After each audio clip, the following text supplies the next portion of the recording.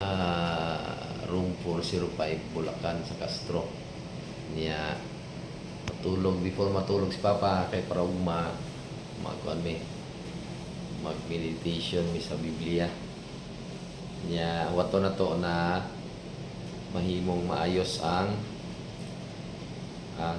iyahang pahinga na ugma tanang test ay sana may yung maging pabor kay transfer na siya sa